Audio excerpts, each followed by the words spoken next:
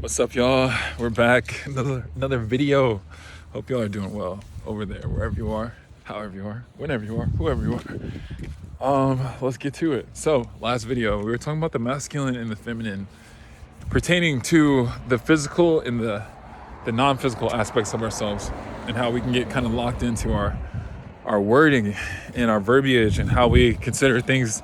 We got to think more realistically. We got to be more practical about certain things, although a lot of the things that we consider real and we put a lot of value on as far as being safe and secure are the things that don't exist forever. You know what I mean? Like our soul. We don't look at the soul. A lot of times we just look at the body, but whenever that person's passed away, it's such a we're all mourning and everything, but it's like that person's finally released from the bondage of being in a body. You know what I mean? In my opinion, it's like somebody just graduated from here, in my opinion.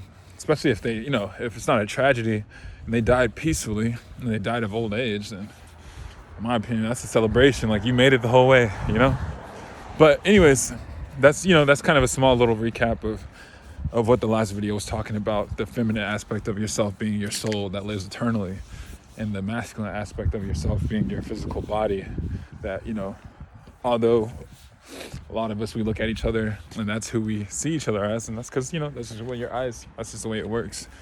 But that whenever you see somebody in the casket, you're looking at the exact same thing you see when they're alive. It's just the thing that is that feminine is what's gone from them, and that feminine cannot be destroyed, right? So let's talk about other aspects of ourselves, that is the feminine and the masculine, right? Within ourselves, internally, we have both of these energies at play all the time. And we have our heart center, we have our lower mind, and our higher mind, so to speak, right? And our lower mind is also a collection of the lower three chakras, right? The root, the sacral, and the solar plexus. They are what make up the lower mind. The higher mind is made up of the crown, the third eye, and the throat chakra. And then you have the center mind, which is your heart. Your heart has a mind of its own as well. And we are constantly going back and forth between, operating from these different minds, right? And the lower mind would be considered like the feminine, right? It's the one that's the more, grounded down here. When you look at women, the lower body is what extends out, their hips, right? The lower half of them is what extends out. And for the masculine, our shoulders, right? The hourglass, the top of the hourglass is what sticks out for us.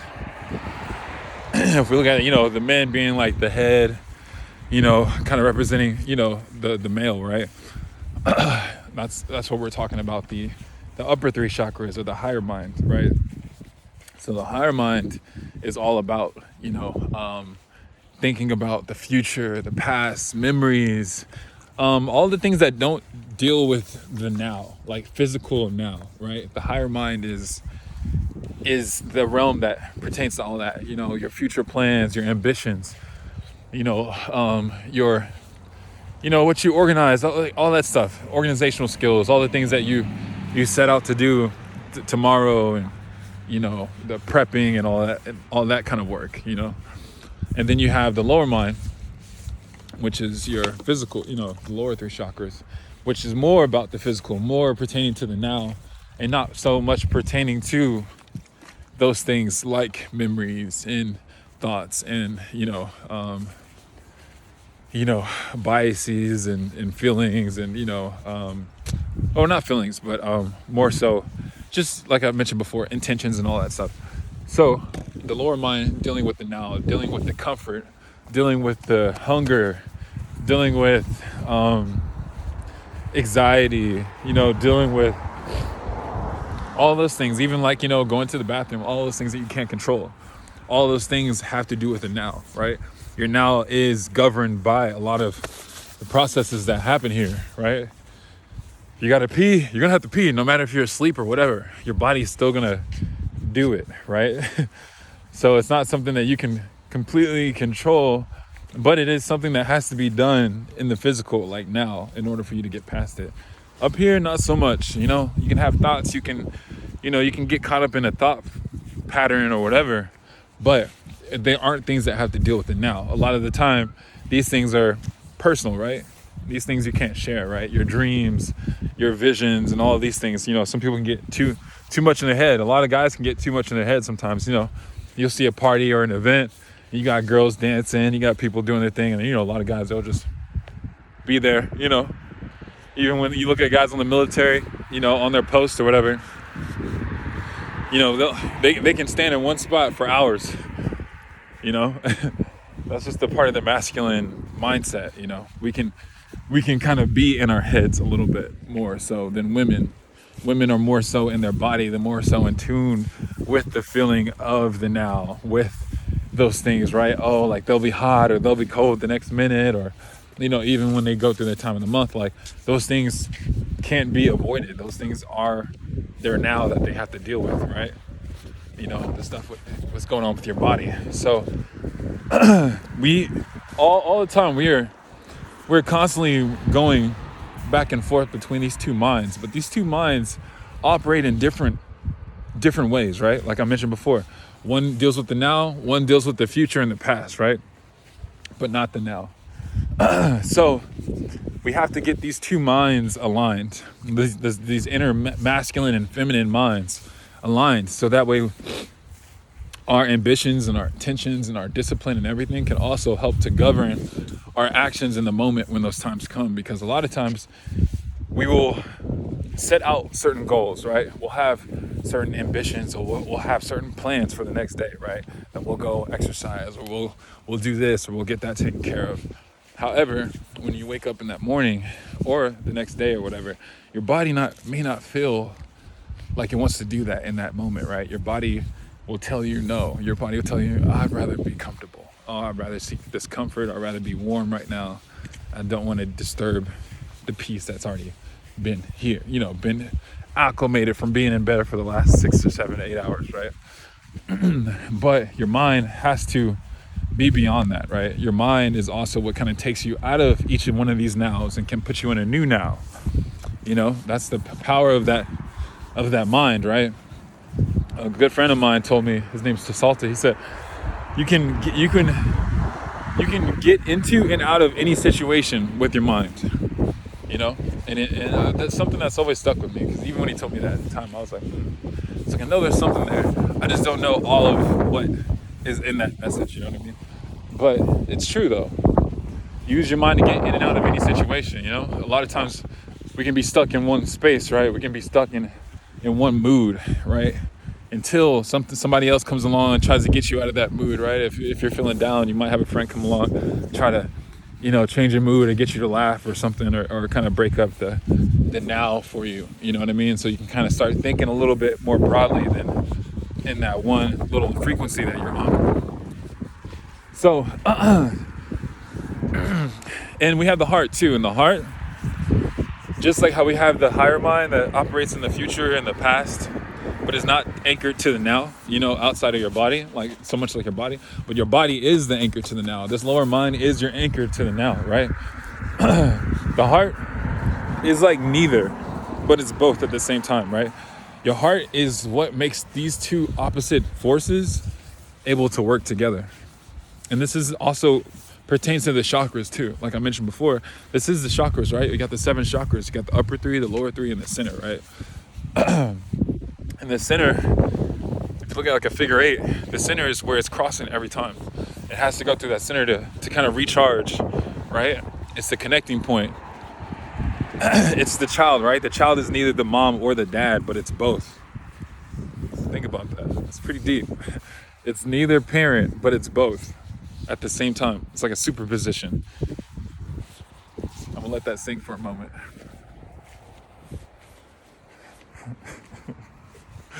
It's pretty tough.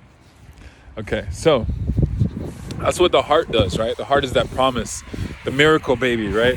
That's what I'm saying, the miracle worker. That's what I like to call the heart, because it does take two opposites and make them work seamlessly.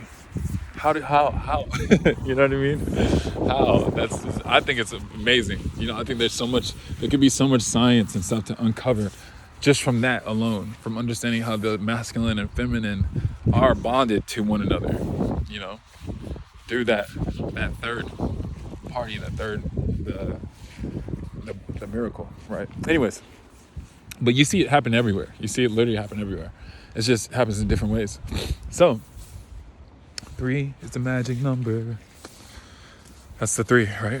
The 1 being the masculine, 2 being the feminine, and then 3 being the heart or the child or whatever. Anyways, so the 3 is the battery. The 3 is the heart source is the battery that keeps everything going, right? It keeps your soul engaged. It keeps your joy intact, right? It keeps you still enjoying going through these cycles, right? Still, the heart is what makes you ambitious, right? Your heart is like, I want to do that one day. Oh, I want to beat these kind of people. Oh, I want to be at this kind of event. Oh, I want to do this, right? Oh, I want to make this kind of money. Although you may not have it yet, your heart is what's causing that action to begin within you, right? It's causing you to start to gravitate towards those thoughts, right? It's causing you to start to, get that motion going within you, right? Internally. And then the work, like you see this guy working, it takes both, right? It takes the mind. It takes him having the mind first to be like, I'm gonna get up, I'm gonna get out there, I'm gonna go work out.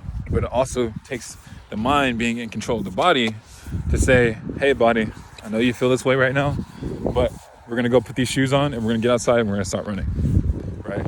If the body is in the lead and taking control of the mind, that's not how it works. That's how people get overweight and stuff like that. It's because anytime your mind is wanting to do something better, and if it means some sort of discomfort to the body, then the body's going to reject it and be like, no, you know what, I'd rather just eat this ice cream, or I'd rather just do this, as opposed to what my mind wants. Although later on I know my mind's going to feel some sort of way about it. I'm going to think about it a few times, but at the same time I'm not necessarily going to have to feel the effects as much as you would had you got up and do those things that were uncomfortable. But you will feel them down the line, obviously. You know what I mean? But it takes that balance. It's from top down, right? That's the reason. There's a reason why the head is above the heart. There's a reason why the heart's above your ass. There's a reason why your butt is at the bottom of your hole. You know what I mean? It's like, come on. There's a reason. We're not thinking with our butts here. We gotta think with our minds. All of the experiences that we have and all the lessons and everything that we've gained and garnered over the years, and apply that to what's going on, right? Same thing like when you eat, right? It starts from here. It starts with the mind. Ooh, what I want to eat. What am I thinking about? Sometimes your stomach can govern it, because you'll crave something, right? You'll be like, oh man, I want to feel this certain way. Like, ooh, this kind of food would make me feel, the comfort food, right? Oh man, this food would make me feel good. Not to say comfort food's bad at all, but I'm just saying these are some of the ways that your body, we do this all the time. These different minds interact with each other. So I'm just trying to kind of paint the picture a little bit so you can kind of see, when you do these things every single day, you'll kind of have a little bit better understanding of how the masculine and the feminine energies within you are always working together. Although you're one person, you do have all these energies within you that are governing a lot of the decisions that we make each day, that pertain to our health, that pertain to our business, pertain to relationships, pertain to our inner, our inner peace, our inner, our security, our, self-assurance, and all of those things are really important. So I don't want this video to go too long. We've already kind of covered quite a bit, but this is something I've kind of talked about in before in videos. But as far as the inner masculine and the inner feminine, these are how these energies work, and also they get even deeper with the chakras. You break them down specifically, but if you look at the chakras as an overview, that's how they work. The lower 3 chakras are pertaining to what grounds us to here in the now, and the upper 3 chakras are what ties us to the potential, the infinite potential of the universe. It allows us to take that and bring it down here. So, you know, we have to appreciate and acknowledge both sides, because they both are necessary. The feminine, the aspect of the now, the one that ties us to here, the emotions, the feelings, and all those things. And then we also have to appreciate and acknowledge our masculine, which is the mind, which is the thing, although it's not physical, you don't feel it as much as you feel down here, you know? You don't feel the satiation as much as you feel down here, but it's also part of the design, right? We're in the upper realms, we don't need to eat and pee and poop and stuff, you know? But that's also a byproduct of feeling that experience down here of eating and feeling that comfort of, like, you know, having that food coma or whatever. Like, those things are part of being in the third, right? Those things come with that, but they also come with the byproduct of it too. So in the higher realms, we don't need to kill things in order to live, you know? We can just live off the light, you know what I mean? So we have both within us, so we can understand how both work here, right now, you know? So we have to understand that it's coming from top down. It all starts here in the mind. Whatever you're thinking about eating, whatever you're thinking about putting in your body and so forth, it always comes out in the back end. And I think we need to be more conscious with our food too. I'll probably make a short on this too. But I think we need to be more conscious with the food that we take too, because a lot of times we're only looking at the food on the front end. We're only looking at, how it tastes or how cheap it is. But a lot of times we're not looking at food on the back end, because there's a lot of food that's not good for us on the back end that we consume all the time. And we've been kind of led to consume, you know, kind of grew up on food that's not that good for us on the back end, food that, you know, might taste good or whatever, it might be cheap, but it'll mess you up or kind of throw off your chemistry on the back end. So we got to be mindful of these things too, you know. We have to be conscious of both sides, the desire side, but also the, you know, the results that are happening that get stored in here in that sacral, and how your body deals with it. I'll say as myself, for me, I think cereal's just changed, and I'm not a big cereal guy. When I was a little kid, I used to eat cereal more, but I'm not a big cereal guy. Sometimes I feel like it's like dog food. I'm like, you know, sometimes I look at some food, I'm like, yo, this looks like dog food. Anyways. But I do feel like a lot of the brands and stuff from when we were younger have like cheapened their products. You know, they'll still try to make their margins or whatever, but I think they're trying to increase the margins of how much it costs to make certain products compared to how much they're making off of it. And so I ate a big ass bowl of Honey Nut Cheerios. And I said, like, Honey Nut Cheerios, you know, they're kind of like B tier, you know, C tier growing up, but they tasted a lot more authentic when I was little. You know, the ones that I had recently, I'm like, oh, these don't even taste the same. And my stomach was so fucked up. I'm not gonna lie, my stomach was like pretty badly fucked up. I'm not gonna get to it too deeply, but after that, and I was like, yo, this is not good. You know what I mean? Like, this is cereal that, you know, it's kind of marketed for people to eat every day. And that shit messed me up. It messed me up pretty badly. Let me not get into it. It wasn't that bad. I'm being dramatic. But at the same time, it's those things that we got to look at, front end and in the back end, you know, so to speak. And yeah, honestly, that's what it is, front end, back end type shit. Why do I feel like a Loch Ness monster could just come out of here right now? That's also the feminine aspect of myself, you know, creating realities that aren't in front of me, you know what I mean? It's that infinite potential. That's the masculine and the feminine. Honestly, the imagination is the masculine, right? The imagination is the masculine part of the imagination is your thought form, piercing through the dark, making things up, you know, kind of like piercing through the darkness, but also creating as it's going through the darkness, right? It's projecting its own, you know, essence onto the ether, but the ether itself is that feminine, right?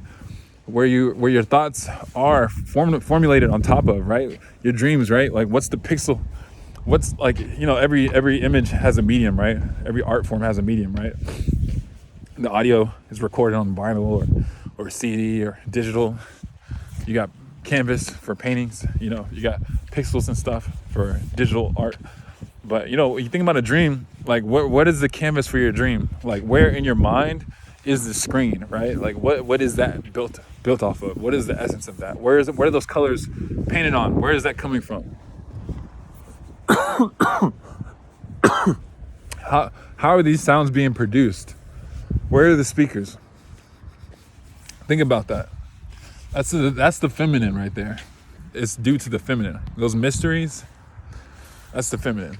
The you know, the Mrs. Mystery vibes. Let me not get too deep. I'm gonna kind of cut this video off. We got more to talk about with the feminine, and honestly, breaking down and deciphering more of the masculine and the feminine that's all around us, and how they correlate, and how they interact with each other in so many various ways. And we are so oblivious to so much of it, but I'm trying to paint the picture a little bit more and give you all the building blocks so you can kind of see it more. You'll understand. Once you understand how it works, it's like you can see it everywhere. It's kind of like the code, right? You understand the code a little bit more, then you can see how these two primordial forces work together and behave with one another and need one another, you know? And it works in such a various ways, so many ways. But it's the same type of relationship that permeates the whole universe. Zeros and ones, you know what I mean? Anyways, love y'all. Hope y'all got something from this. I've been feeling just the need to like come out and make videos. I don't want these to get too long. You know, if you watch these and you get something out of it, cool. You know, that's the least I can do. I'm just trying to raise the consciousness on the planet a little bit and trying to do my part, you know, but we'll get back into it. Love y'all, and yeah, we got more videos coming soon. I love talking about this kind of stuff. But also, last thing, switched up the name of the channel. Right now, I think it's called Anchoring the Divine, but I think it's going to be called The Divine Anchor or something like that. So anyways, love y'all and see y'all around. Peace.